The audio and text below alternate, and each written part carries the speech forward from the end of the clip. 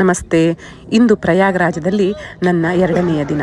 ಬೆಳಗ್ಗೆ ಬೇಗನೆ ಎದ್ದು 7 ಕಿಲೋಮೀಟರ್ಗಳಷ್ಟು ನಡೆದ ನಂತರ ಬೋಟ್ ಕ್ಲಬ್ಗೆ ಬಂದು ಒಂದು ಬೋಟನ್ನು ಹಿಡಿದು ಯಮುನಾ ನದಿಯಲ್ಲಿ ಸಾಗಿ ಆಕೆ ಗಂಗೆ ಸರಸ್ವತಿಯೊಂದಿಗೆ ಸೇರುವ ಸಂಗಮ ಸ್ಥಾನದಲ್ಲಿ ಸೂರ್ಯೋದಯದ ಸಮಯದಲ್ಲಿ ಅಮೃತ ಸ್ನಾನವನ್ನು ಮಾಡಿದಾಗ ಮಹಾ ಕುಂಭಮೇಳದಲ್ಲಿ ನಾನು ಭಾಗಿಯಾದೆ ಎನ್ನುವ ಒಂದು ಸಂಭ್ರಮ. ದೇವರಿಗೆ ನಮಿಸಿ ಮತ್ತೆ 5-6 ಕಿಲೋಮೀಟರ್ಗಳಷ್ಟು ದೂರ ನಡೆದು ಬಂದು ನಮ್ಮ ಕ್ಯಾಂಪಿನಲ್ಲಿ ಒಳ್ಳೆಯ ತಿಂಡಿಯನ್ನು ತಿಂದು ಕುಂಭಮೇಳದಲ್ಲಿರುವ ಅಖಾಡಗಳ ಒಂದು ಸುತ್ತನ್ನು ಹೋಗ್ಬರೋಣ ಅಂತ ಹೋದ್ವಿ. ಆದರೆ ಹೆಚ್ಚಿನ ಸಾಧು ಸಂತರು ಈಗ ಇಲ್ಲಿಂದ ಹೋಗ್ಬಿಟ್ಟಿದ್ದಾರಂತೆ.